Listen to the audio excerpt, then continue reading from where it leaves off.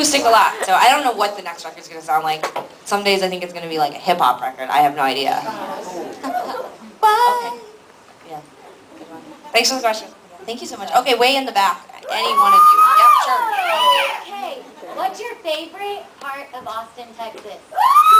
Good question. Well, until about 45 minutes ago, it was the deep fried pickle I had, and now it's gone. I feel really sick. I feel fine. I feel sick. It's great. It was delicious, but my body is like, I had to go back to the hotel and change my pants between the time I introduced this thing and the time I came back, because I was like, my intestine is being disfigured. It's not right. Anyways, here's the thing about Texas. Love it. Love touring here. It was one of the first places that we came. I think it was actually the first place we officially did a show in the United States. We played South by Southwest in 2000. 2000? Yeah, I was gonna say the 1990s, but we always really liked it. People here were super excited and into music, and some of the trashiest shows we ever played were probably in like Houston and Dallas, but that's what we go back. Hey, no, we did say you're trashy. I'm just trashy shit joints, like more people come to see us in Austin than Dallas or Houston, so our club choices are better. That's Austin was. Let me tell you, hey, get back all together. we played some really good shows in Austin, but we played some like you call home and you're like, I'm not exactly sure what we're doing with our lives after Dallas and Houston a couple of times. But I like Texas so much, and we were saying in the earlier Q&A that like we're Republicans. I don't know if you know that. Mental. What is wrong with you guys? Love, settle down. Okay, so we grew up in kind of like the Texas of Canada, in Alberta.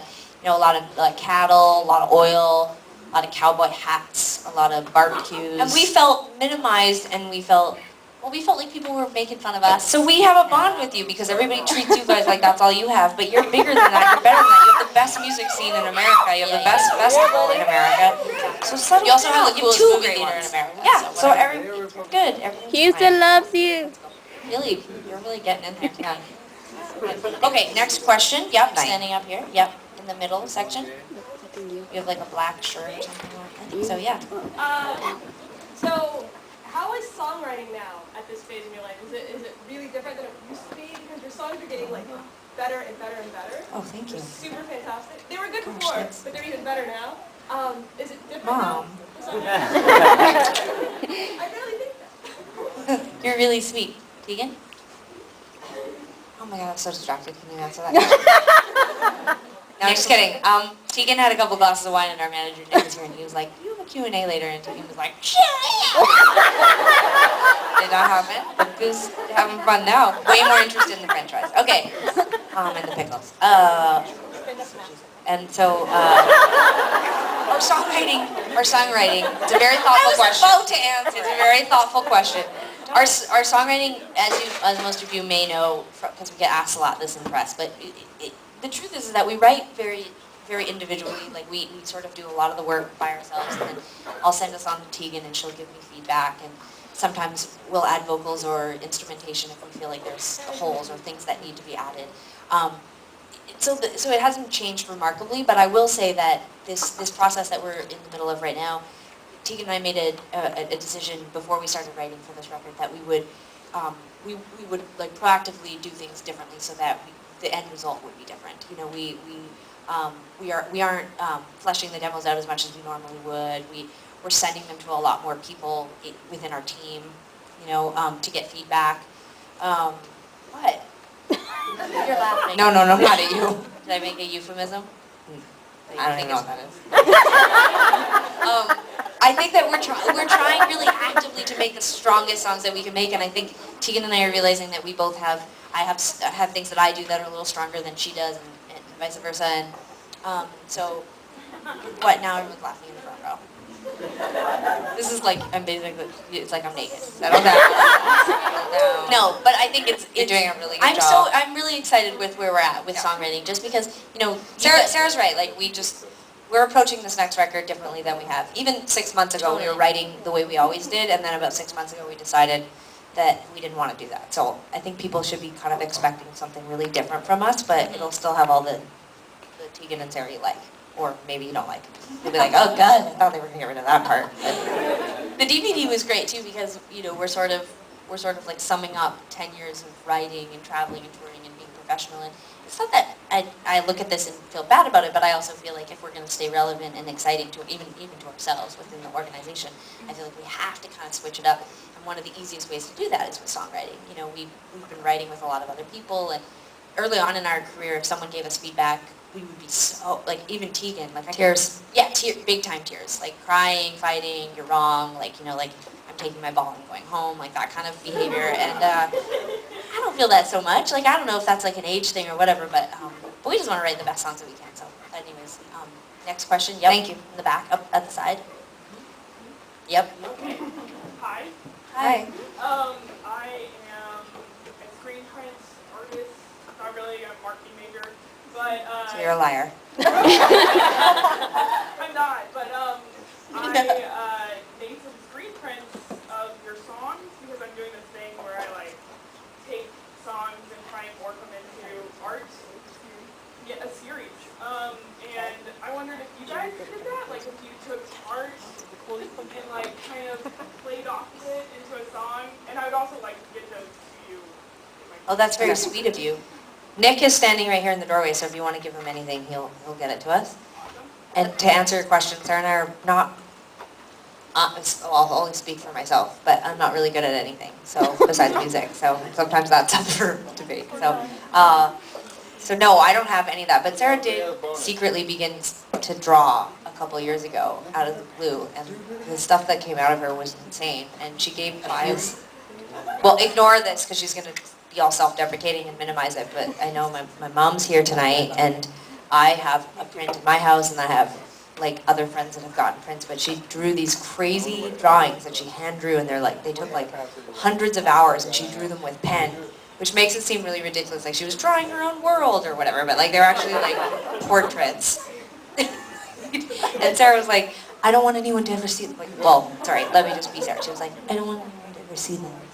And I was like, very Tegan about it. I was like, oh my god, I'd have an art show, and I'd be like, Billboard, you gotta come see my, like, whatever. Like, I'm such a narcissist. But anyway, so I feel like when Sara was drawing those, that's when she was writing Sainthood. So I feel like maybe there was like a connection between the two. Like maybe you were getting out some of your creative energy. I'm not sure. I don't know. I don't know what was happening there. How's that up? But they're really amazing anyway. Yeah, I think it's good. I think it's good that you have a creative output and that you're able to like combine things. Why did you start drawing? I mean, I really think. Why'd you have to be good at something else? I don't know if I was good at it. When Tegan, that seems like a bashful artist. She just turned to me and went like this. Hold on. So you guys are me and I'm her. She just went like this to me.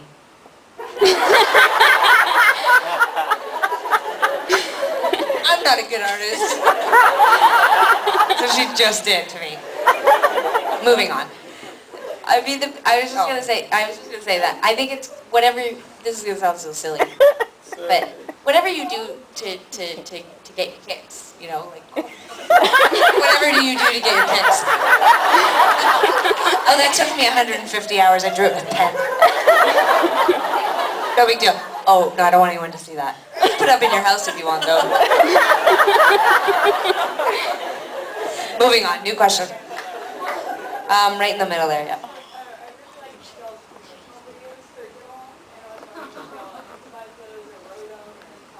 Oh, y'all are so cute with your y'alls. Use. Do you say use here? No. Okay. Sorry, that's Australian or something. When we were getting ready to do the promo videos, Sara and I did brainstorm quite a bit. A lot. We didn't obviously write out anything. Like we didn't have scripts or anything, because we're actors, obviously. Actors. So yeah, most of that was improv. Some were awesome, some were not as great, but I hope you're enjoying them. I have moments where I'm like, what is wrong with us? Like, we have to get another video up. I'll get these like crazy rambling emails where we're like, must have more, 5 more videos. And I'm like, what is wrong with us? Like, it's not good enough to have a trailer and a DVD and a book set and 7 records. It's like, we're like, must have hundreds of videos. But Sarah and I have a lot of energy. I don't know if you noticed, so. Okay. Yes, you? Mm-hmm. Yep. Both of y'all watch Friday Night Lights? Clear Eyes, Full Heart, really Can't Lose. different. Oh, and who's your favorite? I said Clear Eyes, Heart. Yeah. Friday Night Lights. Can't I just saw Luke Cafferty in IKEA the other night. Swear to God. I was like, we love Friday Night Lights. Like, I was like stalking him through the living room section. It was insane. We do watch, this is from media training. We watch a lot of DVDs on the road, and we enjoy the crossover appeal of another art form and how it influences us on the road. Yeah, we watch TV a lot. I love Friday Night Lights. Just watched all. Awesome. Watched like 18 seasons of West Wing. Love it. Love TV. When we were younger, when Tegan and I were little kids, this is before the internet, but we were really into Full House and Home Improvement. Some of you may remember that if you were born in 1980. And we would take our little stereos that had like recording function on them, and we would set them up, each of us, in front of the TV, and we would record Full House and Home Improvement just to audio, and then we would go to bed and we would listen to them.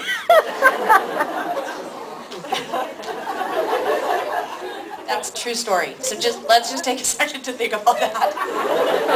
We would watch terrible TV and then record it to audio, and then listen to it again like we were listening to the radio.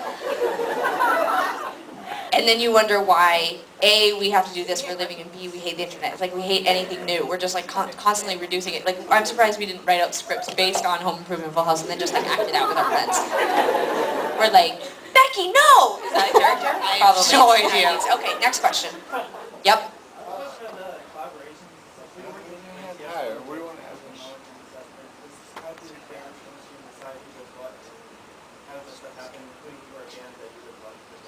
That's a good question. Well, most collaborations, come pretty organically. Like they reach out to us, or or to our management, or we like meet. Like with Against Me, I interviewed them for a Canadian music program called Much Music, and I made a joke about how like they were like, "Oh, we're making a new record." I'd never interviewed a band before, and I was like, "Oh," like totally pushed. I'm like, "Get out of the way!" And then I'm like, "Well, you should have me sing on your record or whatever." And they were like. Like a month and a half went by, and then my manager called me and was like, "This band Against Me called, and they want you to sing on the record." And I was like, "Oh God, jerk." But yeah, you did a great job. They're such great. They're amazing. I meant I was a jerk, like for like basically pushing myself on them, like. But yeah, most of the collaborations we've done have come organically through just meeting bands or through our management. This year. Starting next year, we have a couple of collaborations coming out with Morgan Page, so more dance songs, if that's your thing, which it's our thing, but it's not everybody's thing. And then I wrote a couple songs for Lisa Loeb's record. Well, Sara and I did. I mean, they're Tegan and Sara demos, but they were more like my thing. But she's so diplomatic. It's because of the get along thing. We're supposed to be next to each other. They're not my thing. I didn't write them. Well, everything. You're sweet. Everything Sara and I write. It becomes Tegan and Sara. So even if Sara didn't actually write the melody or the lyric or whatever, it's still, even if I was just there morally, like I was just like there, I was like, "Good job, Tegan." Yeah, she's like, "Oh, you're so sweet. You get here's 50%. We're really nice that way. It's very Canadian of us. Yeah. But that's how most of them come up. To answer the final part of your question about who would we like to work with, honestly, we come off like the most outgoing, funny, easy, well-adjusted people, I think, ish. We are the most awkward, insecure, insanely, like, shy. Like, we're insane. I was saying during the last Q&A that when someone recently was like, suggested that maybe you should songwrite for this record with other people. Like, you should use, like, a big songwriter. And suggested these people who've written with, like, some of the biggest acts in the world. And not even bad acts, like, good acts. And I was, like, the kids in the Jimmy Kimmel video, where Jimmy Kimmel asked parents to tell their kids they'd eaten all their candy at Halloween and see how the kids, and every single kid responded exactly the same way. They threw themselves on their ground. They were like, "Sorry, Johnny, Mommy and Daddy ate your candy last night." And they're like, throw themselves on the ground. When someone first suggested to me that I should write with somebody else, I threw myself down, and lost my mind. Because I felt like it was someone telling me that I wasn't a good songwriter. And I think that we are starting to embrace the idea